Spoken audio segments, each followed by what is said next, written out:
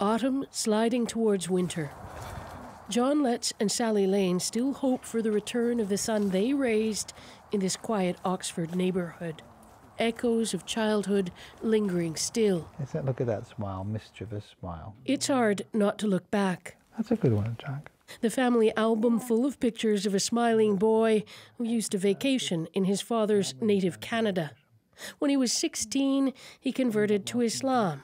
At 18, he left England for Jordan and Kuwait, and then Syria. We just said goodbye thinking he was going on a 10-day, holiday to Jordan, which I'm sure is why he left.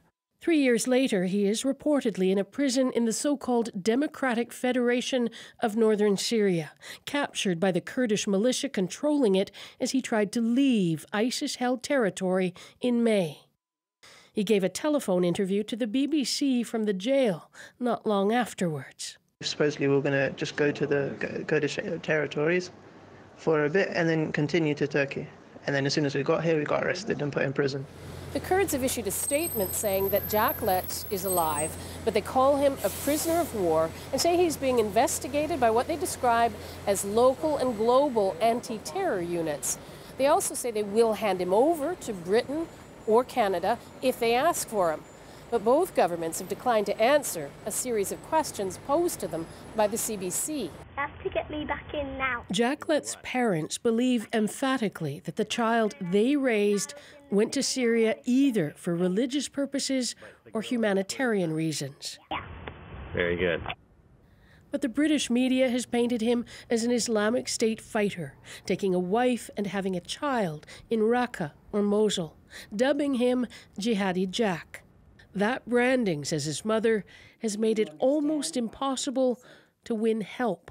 In our dealings with the Canadian government, they have told us that they were operating on the assumption that Jack is alive. We think this is not good enough, since there are a lot of personnel on the ground where you could get proof of life. Whether governments want to make the effort or not is another matter. Public opinion in Britain, for example, doesn't favour allowing those suspected of having ties to ISIS to return. Panelists on this popular BBC TV show all favour offering due process, not so the audience. Should they be allowed back into the UK? That was your question. Don't let them back in. Don't let them back in. And you? You, sir? Why would you want them back when you've seen the atrocities that have been caused by these people? That's the public mood. And I think that public mood does shape political policy. Haris Rafiq is an expert in countering extremism. And the mood amongst many politicians is that if this problem could be dealt with in Iraq or Syria without having to deal with it here in the UK, I think they'd rather that would happen than have to deal with the problem back here.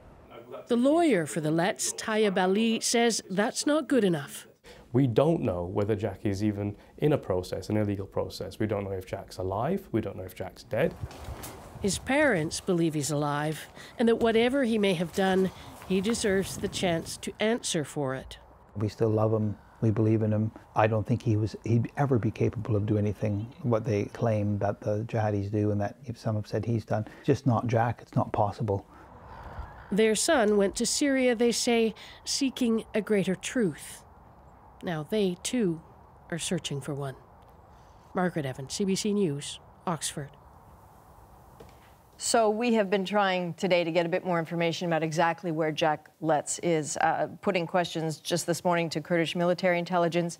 No answers so far. We're not going to let go, but here's how it usually works. Typically, if Iraqi Kurdish forces catch foreigners, they just hand them over to the Americans right away. If Syrian Kurds find them, they imprison them.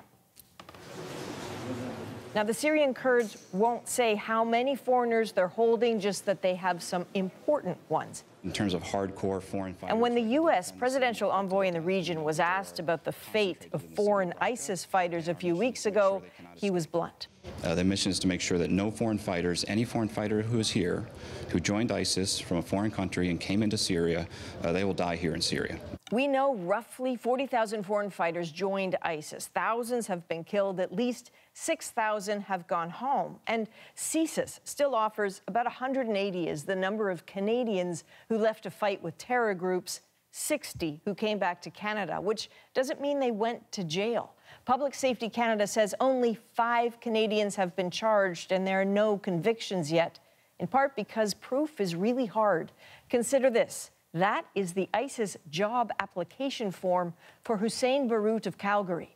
CBC chased this story, found he had returned to Canada, but there are no charges for him yet.